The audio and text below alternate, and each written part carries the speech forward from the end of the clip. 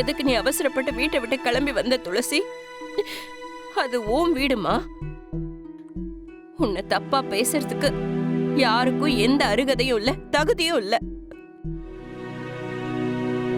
நான் வெளியே போனதுதான் பிரச்சனை. நான் வீட்லயே இருந்திருக்கணும். இப்படியெல்லாம் நடக்கும்னு தெரியாது துளசி. யார் என்ன சொன்னாலும் ஏன் மருமகளை நான் நம்புறேன். என் புள்ள நம்புறான்.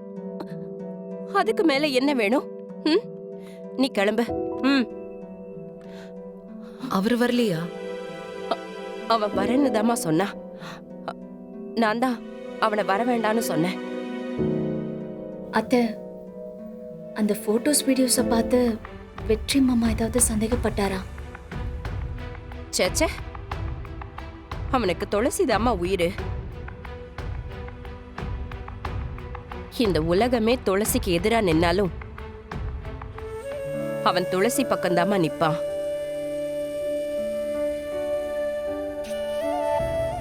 இதனால வீட்டுல ஏதாவது பிரச்சனையா? ஆமாமா, நானும் வெற்றியும் ஒரு கல்யாணத்துக்கு போயிருந்தோம். அந்த வீடியோ போஸ்டர் எல்லாம் பார்த்துட்டு வீட்டுல இருக்கிறவங்க துளசிய பத்தி தப்பா பேசிட்டாங்க. அது எதுவும் இல்ல, நீங்க எல்லாம் வருத்தப்படாதீங்க. நான் வீட்டுல பேசிட்டேன். அதுக்காக நான் மன்னிப்பு. ஐயோ அத்தை, துளசி நீ கிளம்புமா. நீ இல்லாம அந்த வீடு வீடாவே இல்லம்மா.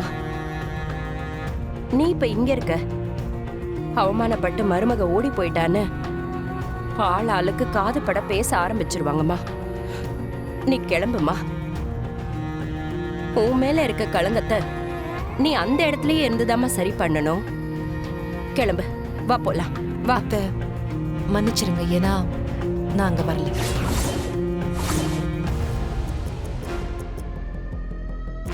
துளசி, அவங்க பண்ணது தப்புன்னு நானே சொல்றேனே. ஏன் வார்த்தைக்கு நீ மதிப்பு கொடுக்க மாட்டியா? அத்தை, நான் உங்களை ரொம்பவே மதிக்கிறேன் அத்தை. நீங்க எனக்கு இவ்ளோ சப்போர்ட் பண்ணிருக்கீங்க, என்னை இவ்ளோ நம்புறீங்க. அதுக்கு நான் என்னைக்குமே நன்றியோட இருப்பேன். ஆனா என்னால அங்க வர முடியாது.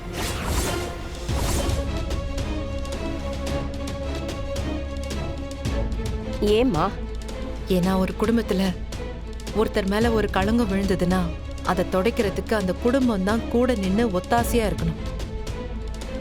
ஆனா அந்த வீட்டுல யாரோ எதிரிய கேள்வி கேட்கிற மாதிரி எல்லாரும் என்ன என்னென்னமோ பேசிட்டாங்க. அதனாலதான் அதை நான் வரமாட்டேன். துளசி, எனக்காக வாம்மா. அங்க பேசின அத்தனை பேரையும் நான் உன்கிட்ட மன்னிப்பு கேட்க சொல்றேன். பேசினதுக்கு அப்புறம் மன்னிப்பு கேட்டு என்னத்த ஆக போகுது? இந்த காயம் ஆறுறதுக்கு கொஞ்ச நாள் ஆகும். அது வரைக்கும் நீங்க என்ன கூப்பிடாதீங்க ப்ளீஸ்.